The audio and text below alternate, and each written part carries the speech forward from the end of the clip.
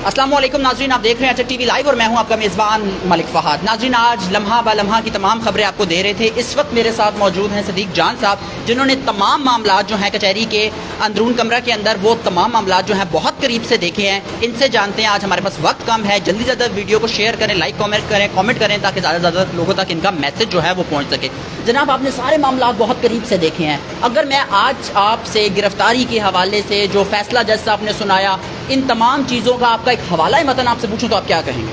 देखें, बहुत अच्छा केस लड़ा मियां अली इशफाक साहब ने, और जज साहब ने ये कहा, मजिस्ट्रेट साहब ने ये कहा कि देखें जो उन्होंने कहा कि आपने केस बहुत ज़बरदस्त लड़ा, आपने केस बना दिया इमरान रियाज खान के हक़ में, लेकिन उन्होंने कहा मेरा दायरा इख्तियार नहीं है, मैं कुछ नहीं कर सकता, ये मेरी जुरिसडिक्शन नहीं है। आप जाएँ रावलपिंडी की जो कोर्ट है, जहाँ पर FIE के केसेस जाते हैं, जहाँ पर पीका के केसेस जाते हैं, जहाँ पे साइबर क्राइम के केसेस जाते हैं, जहाँ पर ये डिजिटल मीडिया की चीज़ें उनके केसेस जाते हैं, वहाँ जाकर आप अपना केस प्रेजेंट करें। केस ज़बरदस्त लड़ा, और आप हैरानगी की बात यह है कि वो जो बड़ा इदारों का तर्जमान बना, वो जो मुहिब वतन पाकिस्तानी बना, वो मलिक मुरीद जो आपके शहर का है, आपको बेहतर पता होगा, वो आज अदालत में आया ही नहीं है। और ये कहना पड़ा मियां अली इशफाक एडवोकेट को कि अगर वो आज अदालत में आता तो उसको जूते पड़ते जो उसने काम किया है। और फिर मैं बाहर निकला, अटक वालों ने जिस तरह से इमरान रियाज के साथ मोहब्बत का इजहार किया, और इमरान रियाज खान साहब की वजह से देखें हमारे साथ भी मोहब्बत कर रहे हैं, यहाँ पर चाय पिलाने के लिए ले आए हैं आप लोग।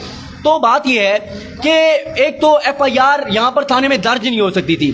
FIR दर्ज करने वाले IO को जब बुलाया गया रोस्टम पे, कहा गया कि क्या आपने CD सुनी है, आपने ये देखा है कि जुर्म हुआ ही नहीं हुआ? मौसूफ ने फरमाया कि जी मैंने CD बाद में सुनी, FIR पहले कर दी।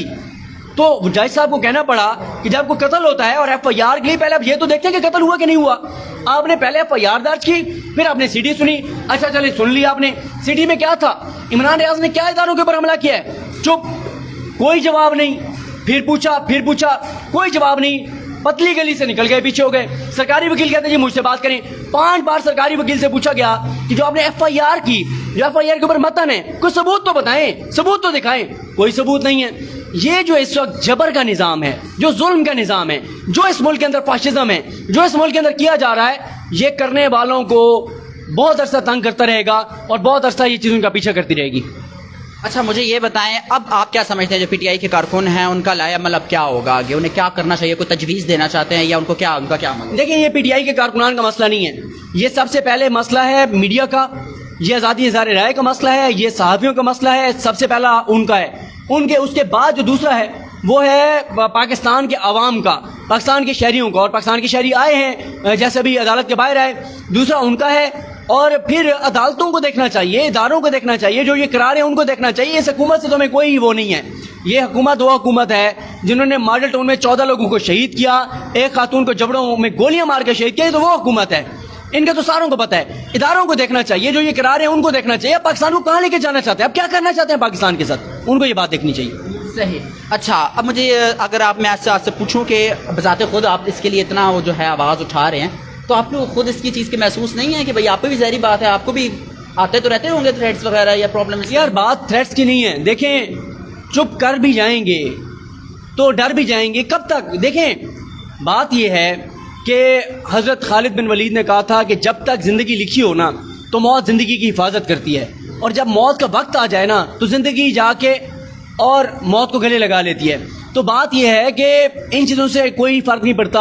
हम अगर इनसे डर जाएंगे, ये और जुल्म करेंगे, और जबर करेंगे, और तशद्दुद करेंगे। ना इनसे डरते हैं और ना डरेंगे, ना चुप हुए हैं ना चुप होंगे, बोलते रहेंगे। सही। आखिर में कोई पैगाम अगर देना चाहते हैं? देखिए, मैं यही कहूँगा, जैसे मैंने शुरू में कहा कि सब लोगों को आवाज़ उठानी चाहिए। देखें, आप जिसको ठीक समझते हैं उसके साथ निकलें।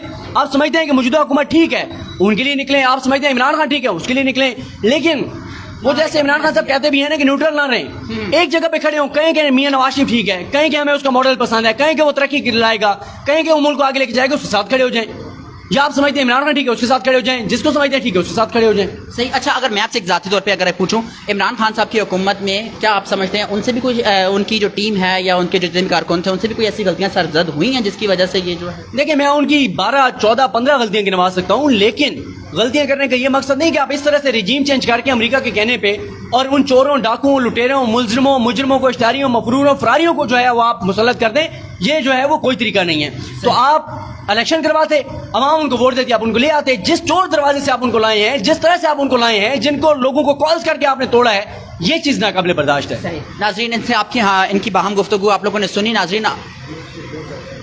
तो मुझे कुछ तो क्या हमारे पास टाइम इनके पास थोड़ा सा कम है ना, इतने रावलपिंडी भी जाना है। अच्छा सर, अब मुझे बताएं मजीद आगे अब किस तरह के, अगर फॉर एग्जांपल ये जो हालात फिलहाल चल रहे हैं गिरफ्तारियों के हवाले से, वो मेरा ख्याल है उनको पिंडी चले गए हैं वहाँ पर, तो मुझे बताएं फिर ये तो हालात जो हैं वो मजीद बिगड़ते जाएंगे तो फिर क्या होगा? मैं हालात इंतशार की तरफ जाते हुए देख रहा हूँ, तसादुम की तरफ जाते हुए देख रहा हूँ, खराबी की तरफ जाते हुए देख रहा हूँ। इस तरह से नहीं चल सकता, ये कंपनी नहीं चलेगी, ये दुकान नहीं चलेगी। इस कंपनी को चलाने के लिए जुल्म जबर तशद्दुद आपको मजीद करना पड़ेगा, पाकिस्तान की बुनियादों को हिलाना पड़ेगा, पाकिस्तान को कमज़ोर करना पड़ेगा। पाकिस्तान और ये मुसल्लत इम्पोर्टेड हुकूमत एक साथ नहीं चल सकती। बहुत शुक्रिया।